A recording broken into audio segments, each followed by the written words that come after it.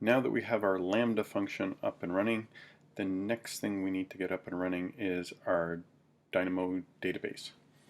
If you've never used databases before, don't worry. This is actually a non-SQL database, so the easiest way to think about it is it's just like a single sheet or table in a spreadsheet. It has rows of information, and the information is sorted into columns.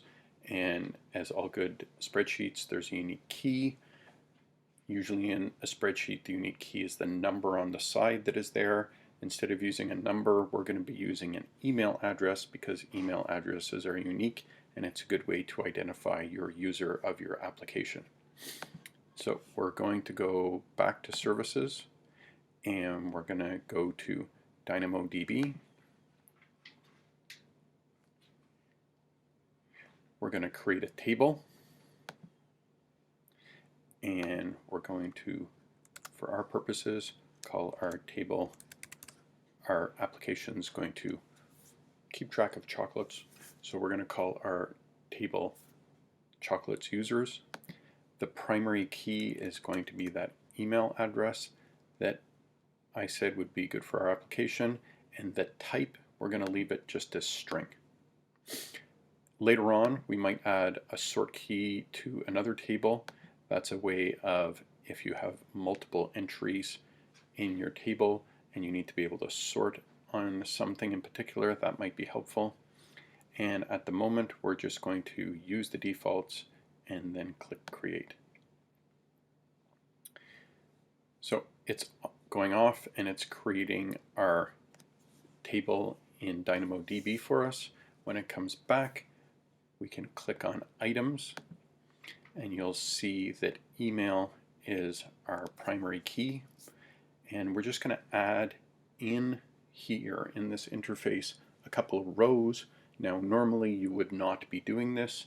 You would be having your web application actually add the rows and access the information, but just so we can see that you can add information and make sure that it's working, we're going to add a couple rows.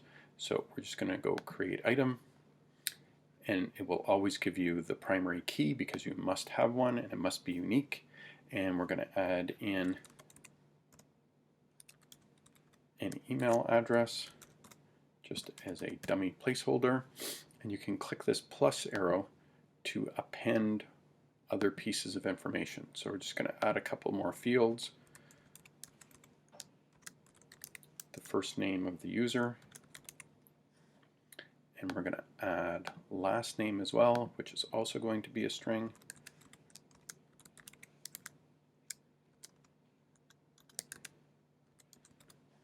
And just to see that we can add other types, we're going to add number, and we're going to add the age, even though you probably would never do this. You would add the birth date. So these are the fields that we're going to have in the beginning for this particular table, just so that we can have an example. So we're going to click Save, and it will create that single row for us. Just to prove that this really does work, we're going to create a second row. So notice once again, it only gives you the email address because that's the primary key. Technically, you could have different column names and information for every row, but we're going to keep them the same just for consistency, which is normally what your back-end code would be doing as well.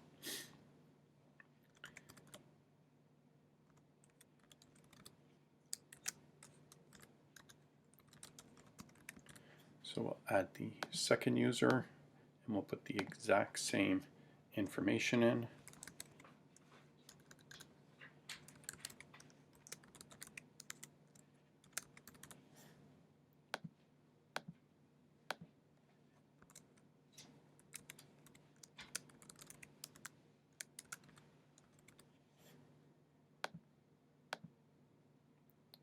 We'll add the age in.